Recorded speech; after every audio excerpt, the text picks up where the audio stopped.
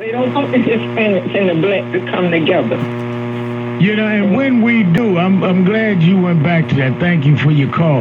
When we do come together, we can win for both communities and have done so. A lot of Hispanics voted with us for Barack Obama, voted and moved and worked with us in the Latino community on many of the issues. And we worked with them. I went to jail 90 days, 3 months, fighting for Latinos in Puerto Rico. And they went to jail with us around Amadou Diallo police brutality case. You've worked with them in the Detroit area and elsewhere. Rem Williams, La Raza, and others have worked with us.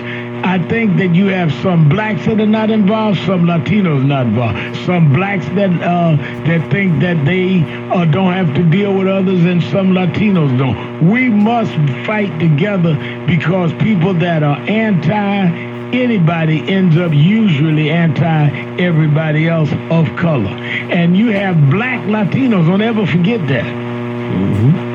No, you're absolutely right, Rev. As a matter of fact, in a couple of months, I'm headed to Vegas to speak for a conference of Latinos to talk about the black and brown divide and how we can bridge that gap. But the reality is, once we realize that we all in the same boat and the rising tide lifts all boats, then we're going to do the work that we need to do to rise that tide so that we can all be lifted. I mean, when they start to, I was listening to Donald Trump during the campaign when he was talking about Mexicans and Hispanic folks who come over here who are legally here and those who are illegally here or maybe illegally here. The way that he described them don't sound no different than the way they talk about African Americans. So we got to do it, and we got to do it together. Must do it together. Now, let me say that on tomorrow morning, Saturday Action Rally in New York, 9 a.m. to 11 Eastern Time.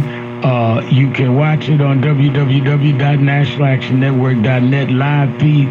If you go to www.nationalactionnetwork.net after 6 o'clock today, we're going to have an announcement on which cable station nationally you can watch us.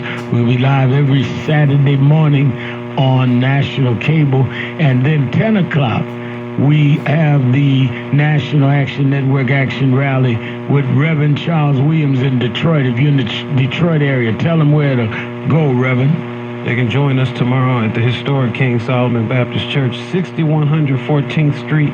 The National Action Network meets right here at 10 a.m. and we meet 10 a.m. sharp. We have a lot of strategy going on. We got a lot of work ahead of us. And most important, bring someone who's young so that they can get involved and be a part of this movement that we are fighting not for the present, but for the future.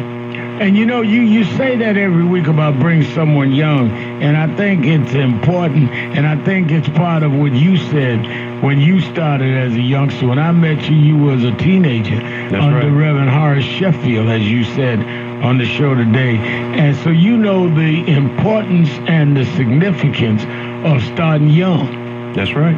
That's right. And, when I think back down through the years, all of the bumps and bruises, they have done nothing but made me stronger. And certainly, the longer you are involved and engaged. Before it was Horace Sheffield, I have to shout out to my parents, Charles Williams Sr. and Murray Williams. I mean, they took me to go see speeches of folks who were conscious, and they took me to go to be a part of different movements when I was just a child.